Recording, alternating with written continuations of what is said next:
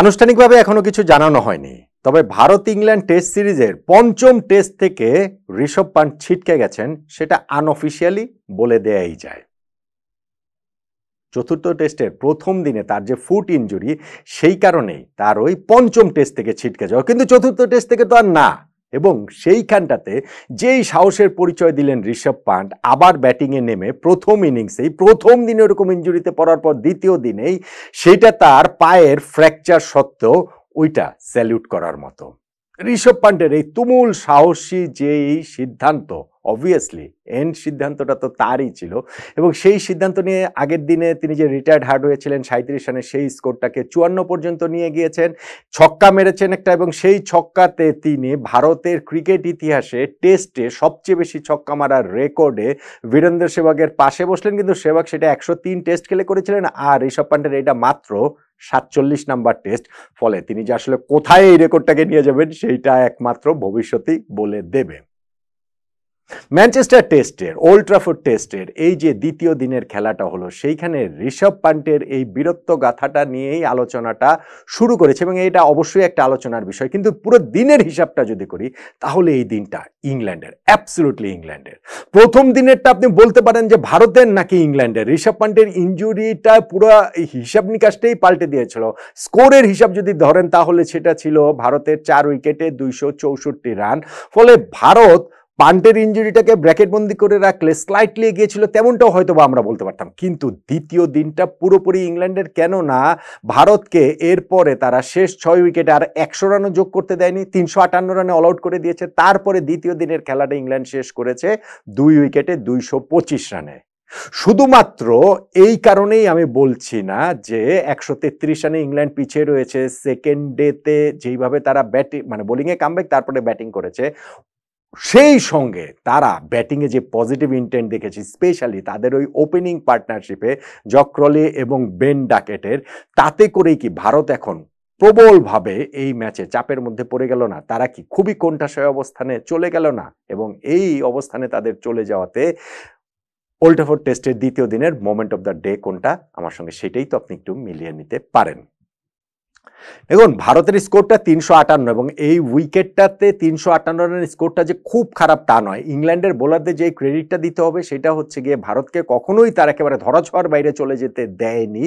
ভারতের উইকেট যখন তারা পাচ্ছিল না, তখনও রান রেটটা তারা কন্টেইন করে যাচ্ছিল। ইনফ্যাক্ট পুরো ইনিংস শেষেও দেখবেন যে ভারতের রান রেট মাত্র 3.13, এবং আগের দিনের যে তারা 4 উইকেটে 264 রান নিয়ে খেলা শুরু করেছিল, খেলা শুরু হওয়ার পরে এই সেকেন্ড ডেতে সেকেন্ড ওভারেই তারা রবীন্দ্র জাদেজার উইকেট তুলে নিয়েছে। জফরা আর্চার বলে স্লিপে তিনি ক্যাচ দিয়েছেন, এবং এটা খুব গুরুত্বপূর্ণ। কেননা রবীন্দ্র জাদেজা ইংল্যান্ডের বিপক্ষে আগের 2টা টেস্টের 4টা ইনিংসে 50+ স্কোর করেছেন। ফলে তাকে এই দিনও তিনি আগের দিনই স্টার্ট পেয়ে গেছিলেন। ফলে এই সেকেন্ডের শুরুতেই যখন তাকে আউট করে দেওয়া হচ্ছে, ইংল্যান্ডের জন্য সেইটা নিঃসন্দেহে অনেক বড় একটা ব্রেক থ্রু। এরপরে ওয়াশিংটন সুন্দর এবং শার্দুল ঠাকুরের একটা 48 রানের পার্টনারশিপ হলো। 41 রান করে শার্দুল ঠাকুর যখন আউট হলেন, তখন ক্রিজে ব্যাটিং করতে আসতে দেখা গেল ঋষভ পান্টকে। মোটামুটি খুঁড়িয়ে খুঁড়িয়েই আসতে দেখা গেল, এবং 37 রানের স্কোরটাকে তিনি বাড়িয়ে 54 পর্যন্ত নিয়ে গিয়েছেন। এবং সেই 54তে যাওয়ার পরে তিনি যখন আউট হয়েছেন, 9th ব্যাটসম্যান হিসেবে আউট হয়েছেন। মাঝখান দিয়ে হচ্ছে কি স্ট্রোকস, এক ওভারে 2টা উইকেটও তিনি পেয়েছেন স্ট্রোকস। ফলে ওইটাতেই কিন্তু ওই ঋষভ পান্টের ইনিংসটাই, তার ওই সাহসটাই, তার ওই স্কোরগুলাই ভারতের দলীয় স্কোরটাকে 350 পার করে দেয়। 358 রানে গিয়ে ভারত অল আউট হয়ে যায়।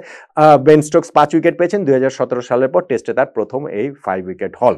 এখন আমি বলছিলাম 358 ব্যাট স্কোর না, এবং সেইটাকে আসলে খুবই লিটল স্কোর মনে হচ্ছে এই মুহূর্তে দাঁড়িয়ে, কেননা 2 উইকেটে 225 রানে ইংল্যান্ড পৌঁছে গিয়েছে। তার চেয়ে বড় কথা, তারা ওপেনিং পার্টনারশিপে তো বিনা উইকেটে তারা 166 রান তুলে ফেলেছিল।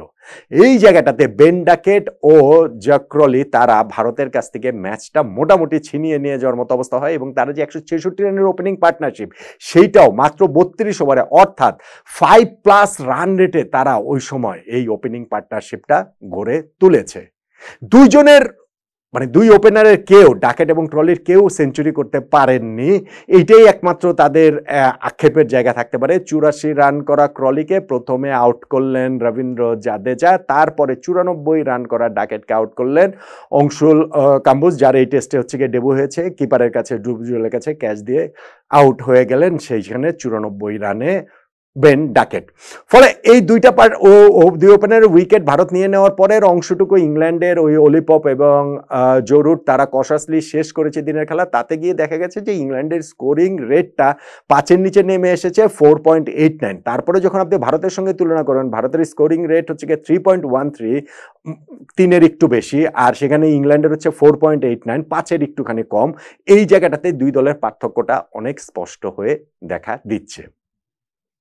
সেকেন্ড ডেতে খেলা শেষে ইংল্যান্ড যেমন এগিয়ে রয়েছে, সেকেন্ড ডেটা পুরোপুরি ইংল্যান্ডের, এগুলো নিয়ে সংশয়ের কোনো জায়গা নেই। ঋষভ পান্টের ওই বীরত্বর সত্ত্বেও মোমেন্ট অফ দ্য ডে আপনি কোনটাকে বলবেন? একটা তো বলতেই পারেন যে এরকম একটা অবস্থাতে ঋষভ পান্ট যে ব্যাটিং করতে নামলেন, যিনি জানেন যে তিনি লাস্ট টেস্ট থেকে রুলড আউট প্রবাবলি, এই টেস্টের সেকেন্ড ইনিংসেও খেলবেন কি খেলবেন না, খুব প্রয়োজন না হলে হয়তো বা খেলবেন না। ফলে তার এই যে মাঠে নামাটা, ক্রিজে নামাটা, সেটাকে আপনি মোমেন্ট অফ দ্য ডে বলতে পারেন। মোমেন্ট অফ দ্য ডে বলতে পারেন দিনের খেলার সেকেন্ড ওভারে রবীন্দ্র জাদেজার উইকেটটা, সেটাও খুবই গুরুত্বপূর্ণ ম্যাচের কনটেক্সটে। তবে আমার কাছে এটা সবকিছু ছাপিয়ে মোমেন্ট অফ দ্য ডে হচ্ছে গিয়ে ইংল্যান্ডের ওপেনিং পার্টনারশিপ।